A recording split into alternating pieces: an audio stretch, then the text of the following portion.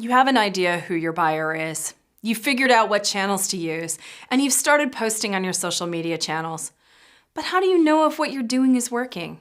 Are you posting the right content? Is your audience responding?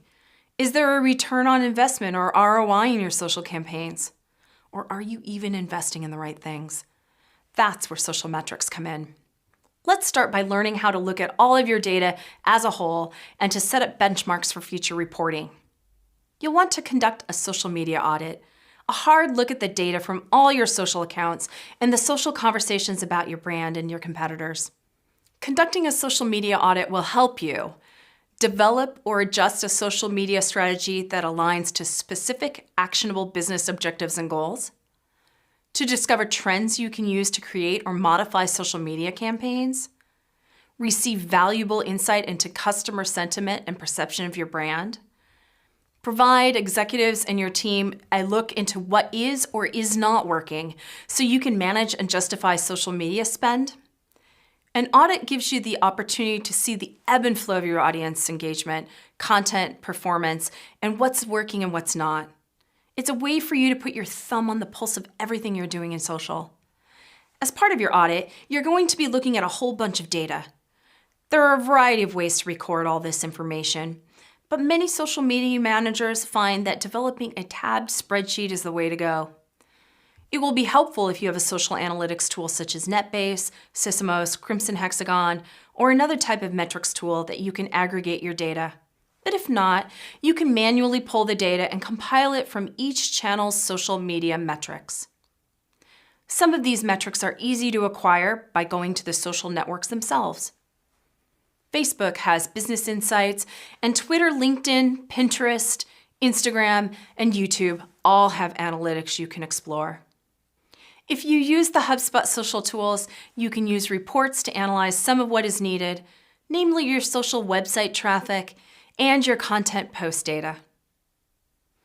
If you are just starting out with social media, you might not need to conduct an audit yet, but understanding what goes into an audit will help you set up a framework that can help you capture much of this data on a weekly or monthly basis, which will save you time in the long run. Let's dig in. The metrics you need can be found in a variety of places, whether it's in Google Analytics, on the social network's main pages, or within the account, in the analytics sections for each channel. A spreadsheet can help you keep track of all this information. Note that the metrics for each social media channel will be slightly different based on the available numbers you can measure, but there are a few commonalities you should look at. You'll want to start by listing your owned channels, those social handles that your company owns. The bigger your business, the more likely you are to have many channels. Then list who the internal owners of the channels are and who has the passwords or who has been granted access. This will help you know if you need additional governance for your channels. For example, are there people who have access to Facebook who no longer should? Also record how many followers you have on your official social channels. You'll want to keep track of this metric moving forward.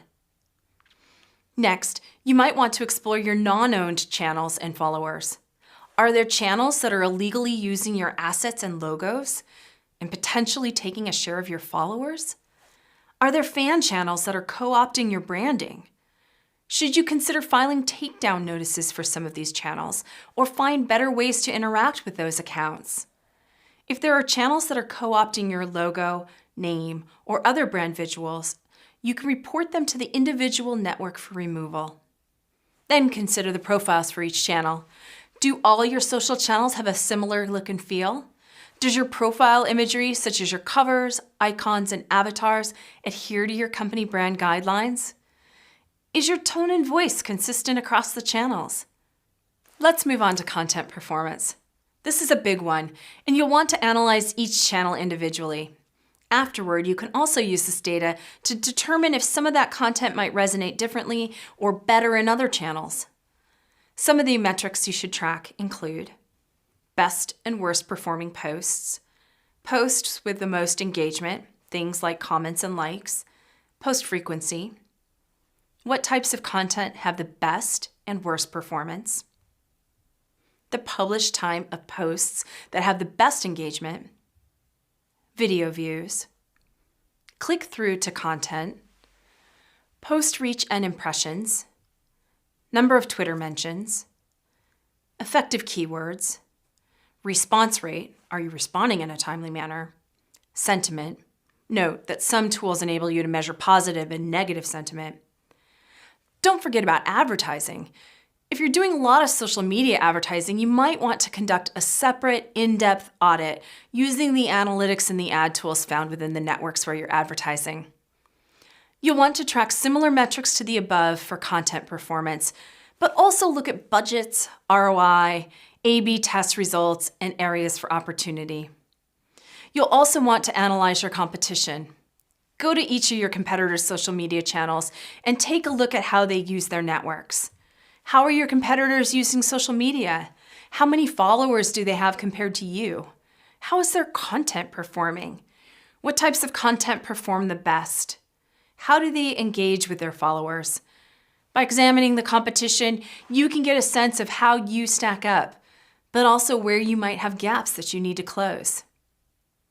Seeing all of this information in one place is a powerful way to analyze the effectiveness of your content and your tactics.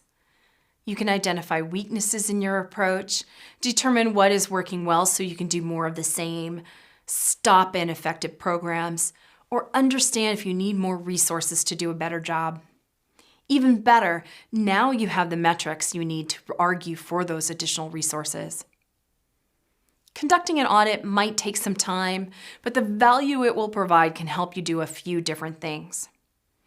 Develop new benchmarks and KPIs, determine the best mix of content on the right channel at the right times, identify opportunities to better engage with customers, adjust budgets and calculate ROI, identify how you need to make resource changes to boost social media efforts. Be prepared to conduct an audit of this depth every 12 to 18 months at minimum, more often if you don't have strong metrics you regularly track. With the rapidly changing social media landscape, you'll want to always have an eye on how your efforts are making an impact. Now step back and take a look at this overall audit. Consider your buyer persona and your business goals. What are the metrics your executives will care about most? Pull those details out and prepare a shorter, more condensed version that you can deliver on a weekly or monthly basis. There you have it.